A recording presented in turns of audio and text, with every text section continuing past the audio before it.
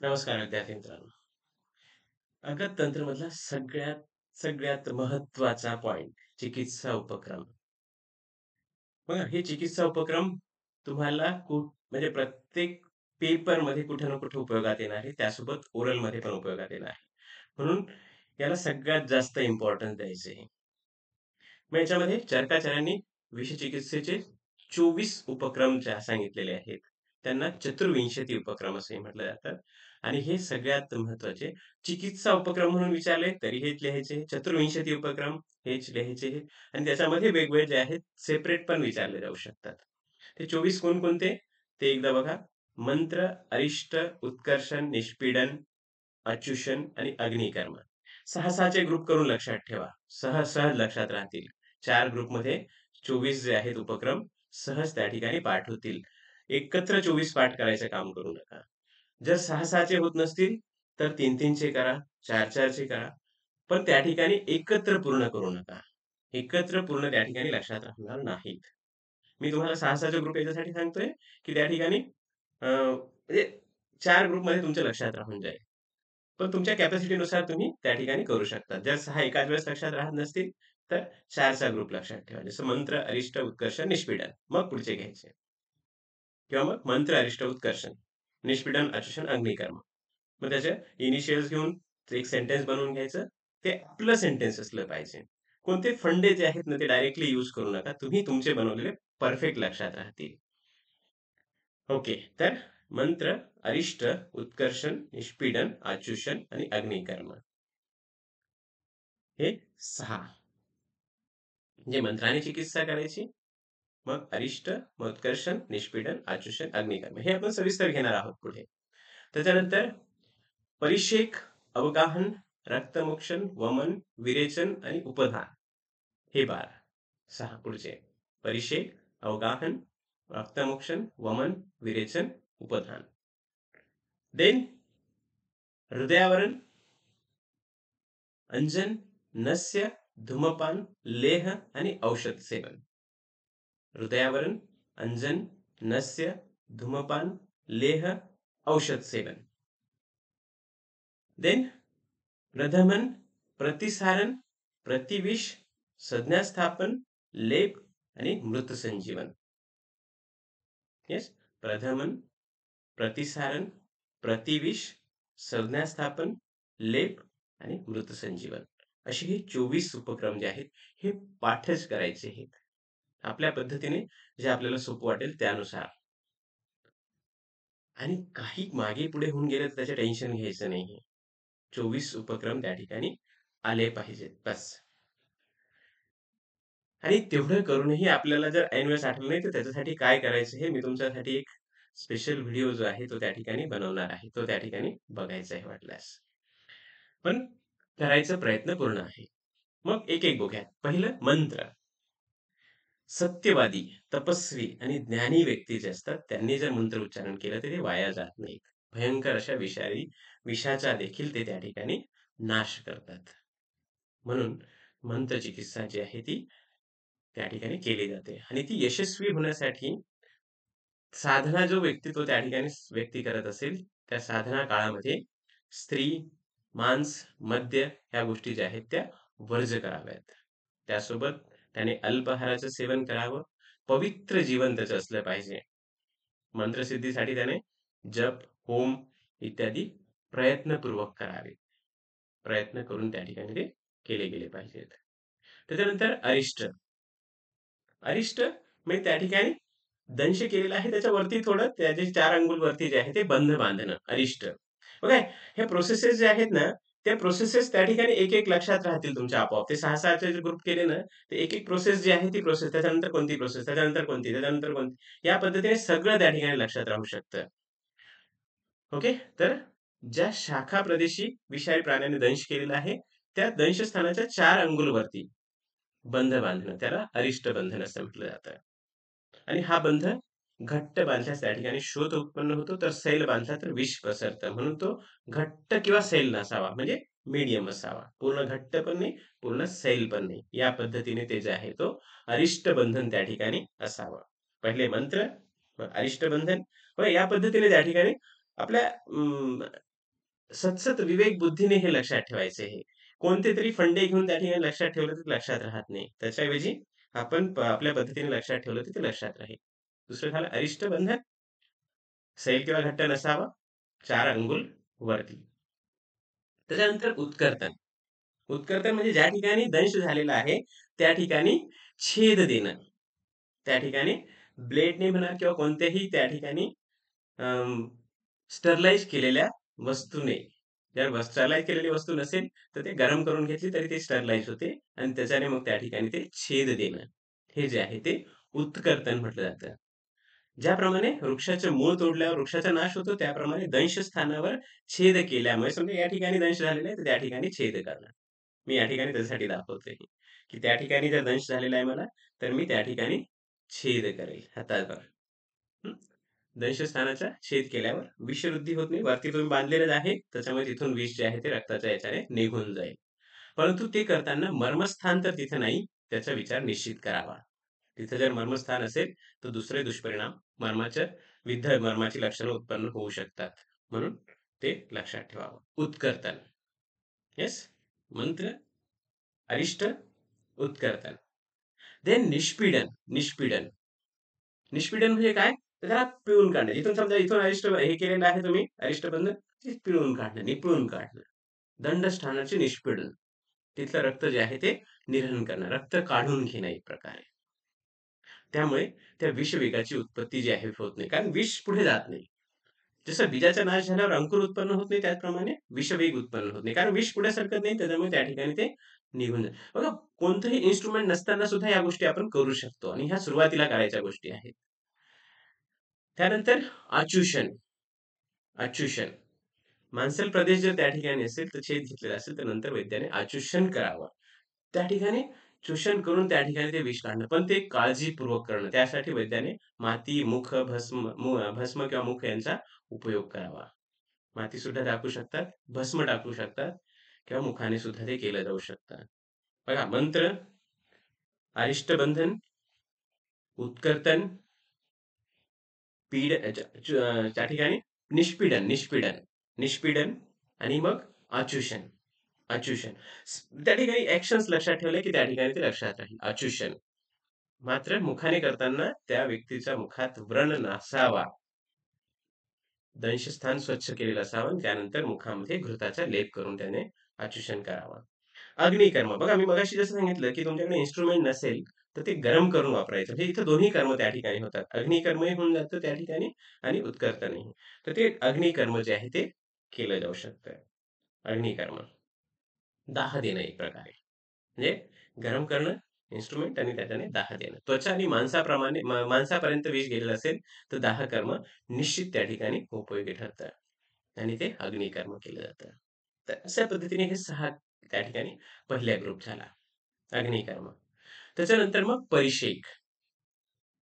थंड पाणी, शीतल द्रव्य दंशस्थानावर किंवा सर्व अंगावर शिंपडणं. ते त्या ठिकाणी सर्व अंगावर किंवा त्या ठिकाणी दंश केलेल्या स्थानावर थंड पाणी जे आहे ते शिंपडणं. तो जो आहे तो झाला परिषेक. परिषेक. त्यामुळे काय होतं? विषवेगाचा प्रसार जो आहे तो थांबतो, पसरणं थांबतं, रक्तस्राव थांबतो, मूर्छा नष्ट होते आणि संज्ञा प्राप्त. बघा, पेशंट जर बेशुद्ध होत असेल पाणी टाकल्यावर, तर त्या ठिकाणी त्याची मूर्छा जी आहे ती नष्ट होते. तर ते जे आहे ते परिषेक. येस. आता ही सगळ्या गोष्टी एकदा परत रिपीट करून बघायच्या. प्रत्येक गोष्ट जी आहे ती रिपीट करत गेलं तुम्ही, तर आपोआप त्या ठिकाणी तुमचं हे लक्षात राहील. त्याच्यानंतर आहे अवगाह. एखादा अवयव किंवा संपूर्ण शरीर औषधी क्वाथामध्ये बुडवून ठेवणं. अवगाह. अवगाहस्वेत जो प्रकार सांगितलेला आहे, तो त्या ठिकाणी. तर तो अवयव जो आहे, तो त्या ठिकाणी त्या औषधी क्वाथामध्ये बुडवून ठेवणं. त्याच्यामुळे काय होतं, तर त्या ठिकाणी रक्तप्रवाह थांबतो आणि विषाचा वेगाचा प्रसार देखील थांबतो. तो विष पसरत नाही. थंड पाणी शिंपडणं आणि अवगाह त्याच्यामध्ये औषधी क्वाथामध्ये बुडवून ठेवणं. त्यामुळे रक्तप्रवाह थांबतो. त्याच्यानंतर मग रक्तमोक्षण.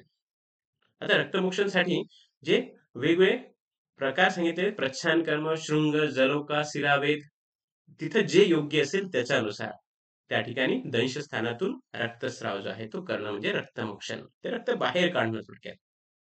प्रयत्नपूर्वक बाहेर काढणं. रक्तमोक्षणमध्ये. तुम्ही हे केल्यानंतर तिथं त्या ठिकाणी छेद दिल्यानंतर ते आपोआप निघेल. पण रक्तमोक्षणमध्ये ते काढलं जाईल. रक्तस्राव केला जाईल. त्यामुळे विष शरीरात पसरणं आणि रक्तदृष्टी जे आहे ते टाळलं जातं आणि त्यामुळे रक्तमोक्षण जे आहे ते आवश्यक ठरतं. त्याच्यानंतर वमन. येस.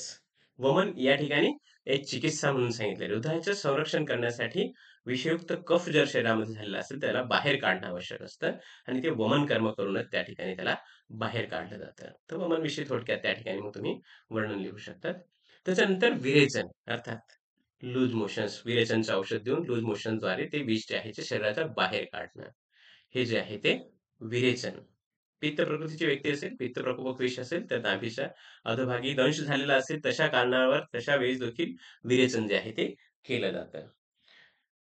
त्याच्यानंतर उपधान. उपधान म्हणजे काय? तर मस्तक प्रदेशी कावळ्याच्या पायाच्या आकाराचा छेद करावा आणि त्या ठिकाणी बकरा, गाय, म्हैस, कोंबडा यांचं मांस ठेवायचं. त्याला उपधान म्हटलेलं आहे. त्याच्यामुळे विषाचं संक्रमण त्या ठिकाणी होतं. म्हणजे ते बाहेर पडतं एक प्रकारे. तर उपधान हे दुसरा 6चा ग्रुप. म्हणजे हे 6 प्रोसेसेस लक्षात ठेवायचं. त्याच्यानंतर म्हणजे बघा अर्धे होऊन गेले तुमच्या याच्यामध्ये आता. जे चतुर्विंशती 24 जे आहेत त्याच्यातले 12 होऊन गेले. ते लक्षात त्या ठिकाणी तुमच्या राहून जातील. पण प्रोसेसेस लक्षात ठेवा. त्याच्यानंतर विषाचा परिणाम हृदयावर म्हणजे पर्यायाने ओझावर होत असतो. कारण ओझाचा विरुद्ध गुणात्मक सगळे विषाचे गुण असतात. त्यामुळे विषचिकित्सेमध्ये हृदयाचे रक्षण करणं आवश्यक असतं. बघा अर्ध्या याच्याप्रमाणे पर्यंत तुम्ही त्या ठिकाणी ते विष बाहेर काढण्यासाठी प्रयत्न केलेले आहेत. आता तो विषाचा परिणाम जो आहे तो त्या ठिकाणी टाळण्यासाठी हे पुढच्या गोष्टी त्या ठिकाणी सांगितल्या आहेत. जसं हृदयावरण. हृदयाला त्या ठिकाणी रक्षण करणं, हृदयाचं रक्षण करणं आणि हे हृदय रक्षण सगळ्यात महत्वाचं आहे. म्हणजे हृदयाचं काम चालू ठेवणं थोडक्यात. ते त्या ठिकाणी हृदयावर. देन अंजन. दृष्टीचा नाश होत असेल तर अंजन कर्म. त्यासाठी मग देवदारू, सुंठी, मरीच, पिपळी इत्यादी द्रव्य जे आहेत, इत्यादी द्रव्याने बकऱ्याच्या मूत्रामध्ये वाटून त्याचं अंजन त्या ठिकाणी करायचं आहे. दृष्टीनाश त्या ठिकाणी झालेला असेल तर मात्र. हं? त्याच्यानंतर नस्य. नासा, कर्ण, नेत्र, जिव्हा, कंठ इत्यादींमध्ये विषामुळे जर अवरोध उत्पन्न झालेला असेल, बघा ह्या गोष्टी लक्षात ठेवा इथं आता. हृदयावरण तर करायचंच आहे, पण त्यानंतर ह्या गोष्टी जेव्हा त्या ठिकाणी त्या विषामुळे दृष्टीनाश झालेला असेल किंवा नासा, कर्ण, नेत्र, जिव्हा, कंठ यांच्यामध्ये विष अवरोध निर्माण झालेला असेल, तर हे कर्म करायचे आहेत. दृष्टीनाश असेल तर अंजन करायचे वेगळ्या द्रव्यांच्या साहाय्याने. नसते तर काय केव्हा करायचे हे? तर विषामुळे नासा, कर्ण, नेत्र, जिव्हा, कंठ या ठिकाणी अवरोध निर्माण होणं. म्हणजे त्या ठिकाणी म्हणजे जसं नासामध्ये श्वास घेता येत नाही. कर्णामध्ये त्याला ऐकू येत नाही. नेत्रामध्ये दिसत नाही. जिव्हा त्या ठिकाणी जी आहे एकदम कोरडी पडते. कंठ जे आहे ते त्या ठिकाणी जिव्हा जाड झाली त्याच्यामुळे अवरोध उत्पन्न होतो. हे कंठामध्ये त्या ठिकाणी श्वास गुदमरल्याप्रमाणे वाटते हे. हे सगळे जर अवरोध त्या ठिकाणी विषामुळे उत्पन्न झालेले असेल तर त्या ठिकाणी नसते कर्म. त्यासोबत लक्षणांमध्ये शिरोवेदना, डोकं दुखणं, शिरोगौरव, खूप जड झाल्याप्रमाणे वाटणं, आळस त्या ठिकाणी जाणवणं, हनुस्तंभ, हनुवटी जी आहे ती त्या ठिकाणी अडकणं, एक प्रकारे पॅक होणं, गलग्रह, मान जी आहे ती अडकणं. त्याच्यानंतर मन्यास्तंभ, मन्या भाग जो आहे, पाठीचे मणके जे आहेत ते त्या ठिकाणी बिलकुल स्तब्ध होऊन जाणं. ही लक्षणं जर दिसत असेल, तर त्या ठिकाणी त्वरित नस्य त्या ठिकाणी केलं गेलं पाहिजे. नस्य करणं. त्याच्यानंतर धूमपान. मोराचे पंख, चंदन इत्यादी द्रव्य एकत्र करून त्यामध्ये घृत टाकून, अग्नीमध्ये टाकून त्याचा धूर करायचा. त्यामुळे त्या ठिकाणी विषाचा नाश होतो. शय्या असे या ठिकाणी त्याचा विषाचा नाश होतो. तर ते त्या ठिकाणी धूमपान किंवा धूम्र नव्हे हां, धूम्रपान विद्यार्थी बऱ्याच ठिकाणी किंवा पुस्तकामध्ये पण ते उल्लेख आलेला आहे. तर तिथं धूमपान हा शब्दच योग्य आहे. तो धूम्रपान हा शब्द योग्य नाही. ओके. तर हे त्या ठिकाणी करणं आवश्यक असेल. आता हे बाकीचे आपण ऐकलेले टर्म्स आहेत. वमन, विरेचन, अंजन, धूमपान, नस्य तेच त्याच्यामध्ये आहे. लेह म्हणजे चाटण देणं. अनुपान स्वरूपामध्ये बहुतेक वेळा आपण चाटण म्हणून त्या ठिकाणी मध वगैरे देतो. त्याचप्रमाणे या ठिकाणी कंठामध्ये विष त्या ठिकाणी असेल, तर तगर चूर्ण आणि खडी साखर त्यांच्या मधातून चाटण दिलं जातं. त्याला लेह त्या ठिकाणी म्हटलं जातं. कंठामध्ये विष असेल तर. जर तर आहे इथं हं. त्याच्यानंतर औषध सेवन. मग वेगवेगळ्या अगदांचा वापर करणं, औषधांचा वापर करणं. बघा इथपर्यंत औषधांचा वापर त्या ठिकाणी जर-तरवरच आहे पुढे. औषध सेवन जसं महाअगद, क्षार अगद हे जे आहे हे अँटिडोट आहेत. आयुर्वेदाचे अँटिडोट. विष औषधी कल्पांचा वापर त्या ठिकाणी विषचिकित्सेमध्ये सांगितलेला आहे. तो त्या ठिकाणी करावा. इथं तिसरा ग्रुप कंप्लीट होतो. त्याच्यानंतर प्रशमन. बघा ग्रुप मी त्या ठिकाणी कशामुळे पाडलेले तुमच्या लक्षात येत असेल तर. सर्व प्रकारच्या शमन औषधांचा उपयोग म्हणजे प्रशमन. यामध्ये मुख्यतः प्रधमन नस्य, नस्याचा एक प्रकार जो आहे तो प्रधमन नस्य, तो त्या ठिकाणी उपक्रम सांगितलेला आहे. तेथे ते नस्य जे आहे ते करणं यामध्ये अपेक्षित आहे. त्याच्यानंतर प्रतिसारण, औषधी द्रव्य घर्षण करणं, म्हणजे कंठ प्रदेशात आतून औषधी द्रव्य जे आहे ते प्रतिसारण करणं, म्हणजे त्या ठिकाणी लावणं एक प्रकारे, चोळणं. ते जे आहे ते प्रतिसारण. नंतर आता त्या ठिकाणी येते हे प्रतिविष. आता प्रतिविष जे आहे ते अँटिडोट म्हटलं जातं. स्थावर विषबाधा असेल तर जांगम विष, जांगम विषबाधा असेल तर स्थावर विष, हे प्रतिविष म्हणून. विषाला प्रतिविष, अपोजिट विषच त्या ठिकाणी दिलं जातं. जसं लोहा लोहे को काटता है तसं विष विषाचं चिकित्सा करतात. म्हणून स्थावर विष असेल तर जांगम विष त्याची चिकित्सा आणि जांगम विष असेल तर स्थावर विष. मग लेप, दंशस्थानी किंवा सर्व अंगावर औषधी द्रव्यांचा लेप करणं. त्यासाठी चंदन, उशीर, खदीर हे वेगवेगळे द्रव्य जे आहेत त्या द्रव्यांचा उपयोग जो आहे तो केला जातो. आणि शेवटचं आहे, अर्थात शेवटचं नाही, लास्ट सेकंड संज्ञा स्थापन. संज्ञा नष्ट झालेली असेल, तर ती पुन्हा प्राप्त होण्यासाठी हे कर्म केलं जातं. यामध्ये शिरप्रदेशी काकपाद चिरा दिल्या जातात आणि त्यावर मांस ठेवलं जातं. तसंच नगाऱ्याला अगद लेप लावून तो रुग्णाच्या कानाजवळ जोरात वाजवला जातो. तर हे संज्ञा स्थापनेसाठी पुन्हा त्या ठिकाणी केलं जातं. आणि मृत संजीवन शेवटचं या उपक्रमाद्वारे मरणाच्या जवळ पोहोचलेल्या व्यक्तीला चिकित्सा करून वाचवलं जातं. थोडक्यात मृत व्यक्तीला जिवंत करणं म्हणजे मृत संजीवनी.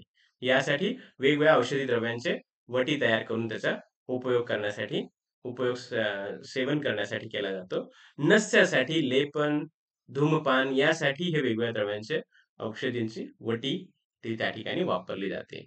मृत व्यक्तींना जिवंत करणं म्हणजे मृत संजीवनी थोडक्यात. आणि हे शेवटची आणि सगळ्यात महत्त्वाचं कर्म त्या ठिकाणी सांगितलेले आहे. तर या प्रकारे हे 24 उपक्रम जे आहेत ते लक्षात ठेवायचे आहेत.